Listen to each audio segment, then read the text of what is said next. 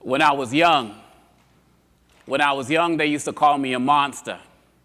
African, bushman, monkey, I was bothered. Used to pick on my clothes. I didn't have Nikes. I didn't have nice bikes, other fancy things. I didn't have much loot, no savings, no trust fund. So walking out my house every day was not fun. Had no heat in the winter, no AC in the hot sun. Next to my bed was rats, leftovers, they got some. Used to wonder why me while seeing on TV. Dudes with Beamers, Jaguars, of course Mercedes. Being broke as a kid used to drive me crazy. Hearing the guns at night, I couldn't sleep like a baby. But now I'll make it plain. I'm writing this on a plane on my way to California for a show. What changed? Well, I stopped making excuses for myself, took blame. You take control of your life, you can do the same. Don't matter, you've been abused, grew up with no parents, you dealt with booze, dealt with drugs, wheelchair rampant. Maybe you grew up poor in a house, not a home. Maybe mom's was an addict, papa Rolling Stone. What you gotta see is life is just testing you out to see if you'll take your life, take the easy route, to see if you'll throw the towel and surrender your soul to a life of crime, a life of loss, life out of control. But if you take a step back, think twice, get some goals. If you focus on your dreams and not your nightmares, you'll see your life get better with your new mindset. Get new experiences that you won't regret. I took control of my life, now I travel the globe. I met Clinton, Obama, Maya Angelou. I might be the next man on the cover of O. You take control of your destiny, you never know. I've been on BET, BBC, CNN. I've been to 20 countries, spoke before millions. Now they don't call me a monster lest I'm beasting the flow. They don't call me nothing but the goat at a show. So what can you do if you focus on great? More than me, probably, if you concentrate. Get the haters out your life and stop lifting dead weight. And listen to no one who ever said wait. You take control of your dreams and develop yourself. If you eat the right foods and develop your health, you'll live the life of your dreams. Trust me, you'll see, because you got nothing but greatness in your destiny. Good afternoon, Georgetown.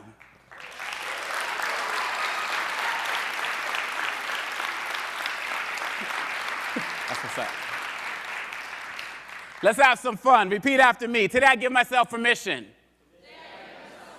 to no longer be a volunteer victim. I will live life by my own rules and no longer listen to liars, haters, and fools. I will take control of my own destiny and let no one get the best of me. For if it is meant to be, it is up to me. Give yourselves a round of applause. Yeah, that's what's up. My goal was to turn you all into rappers, and I did that. So if you've never rhymed, you can say you rap now. Ladies and gentlemen, my full name is Omékongo Dibinga Wanga Kakese Washington Casa. Try saying that 3 times fast, right? If you can't tell from my name, I come from a faraway place called Boston, Massachusetts. It's where I was born and raised. Both my parents are from Congo, former Zaire, and they gave me this name, Omékongo Luhaka, and I was named after the person who saved my grandfather's life as a child. Something that we should be very proud of. Our name is in our origins. And I speak a lot on diversity issues, and I work with how to reach black boys and Latino boys and use my name as a point of departure to talk about culture. But growing up in that faraway place, I couldn't do that. I could say my name, but I had fear of saying my name, because saying my name may have led to a beatdown from bullies that I had to deal with in my school. I have 8 brothers and sisters, and we were tormented in Boston, Massachusetts, simply because of our names. You don't hear a stereotypical African accent, but just because of the stereotypes people saw on television with Ethiopian children and pot bellies and people with no clothes on, they associated us to animals and likened us to animals. So going to school was torture. That was the first strike I had going against me. I had 3 strikes growing up in Boston, Massachusetts. They would beat us up, throw rocks at us, swing bats at us. My oldest brother was even shot in the eye simply because people hated who we are. Strike 1. Strike 2.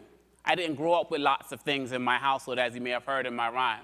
I don't know what your situation has been like, but it's my hope that you don't know what it's like to grow up sleeping next to rats, because I know what that's like. It's my hope that you don't know what it's like to grow up having to cover your stoves with blankets in order to keep yourselves warm during the coldest of winters, because I know what that's like. During the coldest of winters, my friends used to joke when they came over to my house that they wanted to go and play outside because it was warmer outside than it was in my house. My hope is that you don't know what it's like to have to take bucket baths because you don't have water or electricity right here in the greatest country on earth, because that was my experience. That was my second strike.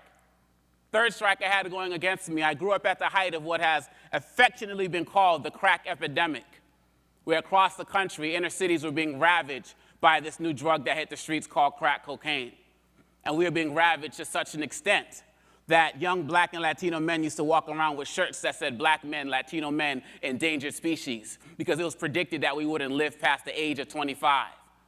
And if we weren't killed, we were more likely to be incarcerated.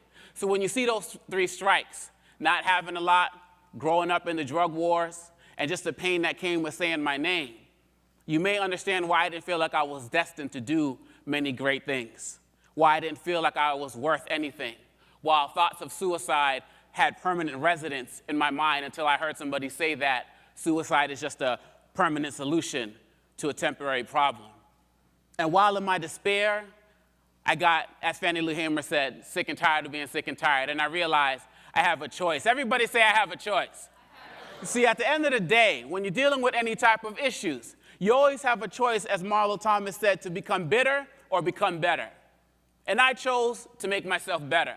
So rather than picking up the guns and shooting back, getting the bats and swinging back, I chose to pick up the pen and the pad and write back, to write my frustrations away. Guns were too easy. Writing was harder to do than get guns in my hood. So I decided to share my story with the hope that maybe if people could see that we all laugh in the same language, that we all cry in the same language, and when you don't pay your electricity bill, your house gets just as dark as mine does, then maybe they will see that we have more things in common than we did that were different. And so I spoke. Before I could write my own stuff, I started sharing poems by Maya Angelou and Nikki Giovanni because their poetry helped save my life. And the more I spoke, the more and more people started to understand my story, and the bullying decreased. But something else interesting happened. I also realized that I was inspiring other people to share their story through the sharing of my own story. And so I went on a mission. I wrote English, French, and Swahili, anything that I can do, anything that I can write to reach people of diverse communities, because I had a goal now of speaking to the planet. And so this kid who was told that he was never going to go anywhere, I've now shared my work in 20 countries. This kid who was told that his work would never be heard, I produced 7 CDs and 6 books in 3 different languages. This kid who was told I'm never going to be seen anywhere, I've had over 1 million views on CNN.com and have won awards from them for my work. Am I saying these things to impress you? No. I'm saying these things to impress upon you that when you make the choice to take control of your life, regardless of your circumstances, your life automatically begins to change for the better. I've been able to study at some of the greatest institutions in the world: Harvard University, Princeton, Morehouse, MIT, Fletcher School of Law and Diplomacy, universities in South Africa, and a small little school in Northwest at 37th and O Street called Georgetown University, where I completed my undergraduate degree, simply because I made a choice that I wanted to be better and not bitter. I want to give you 4 simple steps of what you can do with this Georgetown education and be able to take yourself to higher levels than your peers, higher levels than your parents. It comes down to very simple steps. The first steps that helped me get to my next level was giving. Everybody say give. See, if you want to take yourself to the next level, I encourage you to look at the quality and the quantity of your giving. You see, we live in an entitlement society where everybody feels like they're owed something. Give me, give me, give me. People never talk about what they're giving for Christmas, only about what they're getting for Christmas. But if you want to take yourself to the next level, change your mindset, start changing your environment, ask yourself, what are you giving? What are you giving back to this university? What are you giving back to your mosque, your church, your synagogue, your high school, your middle school, your community? Dr. Wayne Dyer said, the more and more you give to society, the more and more it's going to give to you. Conversely, the more you take from society, the more and more it's going to take from you. We started giving back in our community, and now with my sister's dance school in Boston, we're teaching some of the kids whose parents bullied us and beat us up.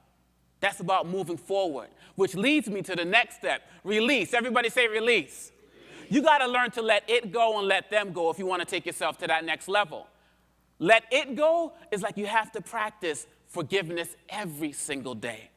The word forgiving is made up of 2 words, for and giving. It means for giving yourself permission to move forward. You can't go forward with your life if you're carrying weight of hurt and neglect in your past. If I spent all of my time thinking about the bullies and what they did to me, I would never have made it to the steps of Georgetown University. I had to learn to forgive. Remember when you're driving that car, that your car has a bigger windshield and a smaller rearview mirror so you can spend more time looking forward and less time looking backwards. You're driving like this, you crash. You have to go forward. And once you learn to let it go, you got to learn to let them go. How many of y'all got some haters in your life? I know some people that are hating on you. Come on, put your hands up, don't front. See, the word hater comes from the French, hater. And that means, I told you I'm trilingual. Hater, that means people who can't stand you, right? Now, some of us know we have these haters in our lives, but many of us keep haters around us because of that ridiculous saying of keep your friends close and your enemies closer. That's the most ridiculous thing I've ever heard in my life. You need to surround yourself with people who want to help you grow and not always be looking to watch your back to see who's getting ready to stab you in it. Dennis Kimbrough said if you're the smartest person in your group, you got to find a new group. Don't get caught up in the fact that I got the nicest car, the nicest clothes, the nicest house, the best grades in this group. Find a new group to take yourself to that next level. I'll never forget the words of a great philosopher by the name of Jay-Z. I believe he's a philosopher. He's the subject of my dissertation at the University of Maryland. I believe he's a philosopher. And he said, everybody looks at you strange and say you changed, like I worked that hard to stay the same. You're working hard to take yourself to the next level. Don't surround yourself with people who don't want to go to the next level, because next level people do next level things. I love when Jay-Z also said that a wise man told me you don't argue with fools, because people from a distance can't tell who is who. Are you surrounding yourself with fools? Or people who want to take themselves to that next level? And that leads us to overcome. Everybody say overcome. You got to learn to overcome your fears. Zig Ziglar said that fear is nothing but false evidence appearing real. And most things we worry about never happen. Because if your dream is big enough, the problems don't matter. I used to have a fear of flying. I used to watch a show called The Golden Girls with my mom. And there was this character, Dorothy, played by the late B. Arthur. And she was scared of flying. She was so shook that when someone would turn to her and talk when she had to get on a plane, she would say, don't look at me, it's going to shake the plane. Like she was that nervous. That's how I was. But right now, I don't really care because my dream is to speak to the planet. Make sure that your dreams are bigger than your fears, and that'll lead you to win. Everybody say win. You have to have a winning mentality. Marcus Garvey said that a people without faith in themselves are twice defeated. Defeated by yourselves because you have no confidence, and then you're defeated by a society who already believes that you can't excel. So you have to win in everything that you do. If you can focus on giving, releasing, overcoming, and winning, that acronym spells out GROW, which is the name of my book, is Grow Towards Your Greatness, because I believe that going through these experiences, you don't go through them, you have to grow through them. Once you take those 4 steps, ladies and gentlemen, then you can move towards finding your calling. Zig Ziglar said that your career is what you're paid for, but your passion is what you're made for. So are you using this education to find your calling, to find what it is that you want to do with your life? Or are you just going through the motions because you got in the door? If you're just going through the motions, then you're not only wasting your time, but you're wasting your life. You see, my passion was to be an ambassador to Congo for the United States. But then once some of the wars started happening at the beginning of the new millennium, I realized that I didn't really want to be part of that whole institution. And so I focused on my poetry. I focused on my art and using my art to speak up in a way that I couldn't speak up as an ambassador. You see this shirt that I wear, it says, "End the silence." On the back, it says, "Help us end the brutality and sexual violence against women in the Congo." Y'all ever heard of a place called Congo? How many of y'all have a cell phone, computer, TV? How many of y'all knew that that electronic product is connected to the deaths of over 6 million people in the Congo? And that women as young as 3 years old to women as old as 75 are being violated in ways you can't even imagine so that you can have that Black Friday product at a discount. See, many of us got this education and don't know what we're learning about what's going on outside of these doors. But you're directly connected to a world community. So being of Congolese origin, that became my passion. And that became my career. My organization is called UPstander International because I'm part of a community that takes a stand when we hear about these issues. And so with my work, we speak to people. Maybe not a lot of people are listening, but we never stop. And because we started speaking up about the Congo, the war broke out while I was a student here on campus. But now, Not many people knew about it back then, but now my latest music video, you see Aaron Rodgers up there with me speaking about what's taking place in the Congo, Emmanuel Shariki. I've done albums with Sheryl Crow, Mos Def, Nora Jones, Michelle Ndegeocello about the Congo. They're raising their awareness as well because my passion reached out to their passion, which was to help people. So what are you passionate about? If you're graduating here with a degree in law and you're passionate about the environment, then you pursue environmental law. If you're passionate about helping the homeless, then you pursue that. Don't let education kill your passion. I love what I do now. And if you follow your passion, ladies and gentlemen, it all comes full circle. I got a call last year from the State Department, and they said, because of the work that you do across the globe, working with marginalized young populations, we want you to come with and work with us to help reach these marginalized populations across the globe. So now I get to be that ambassador, accidentally, but on my own terms now. They sent me to places like Mali, Niger, Benin. In February, I'll be going to that place that's been on the US watch list for decades, the Bahamas, to do training of youth over there. At the end of the day, if you figure out your passion, your life will figure out itself for you. They say the most important days in your life are the day that you were born and the day that you realize why you were born. Georgetown can help you on that path, but you can't go left or right. You have to find that fork in the road and go straight, as that philosopher once said. So ladies and gentlemen, I ask you, are you going to go through your life with tiny little dreams? Are you going to go through your life just going through the motions? Or are you going to use this great opportunity to develop a life of service, a life of greatness, a life devoted to other people? If you can do that, then you will truly have lived a fulfilled life. Ladies and gentlemen, please repeat after me before I share this last poem with you. I know if I believe, I can and will achieve. The past is the past, and I will no longer regret it. I will focus on this gift, which I call the present. I will get out of my own way and live my best life starting today. If I focus on my dreams and not my sorrows, my trials today will be my testimony tomorrow. Ladies and gentlemen, they say greatness is a choice, but what have you chosen?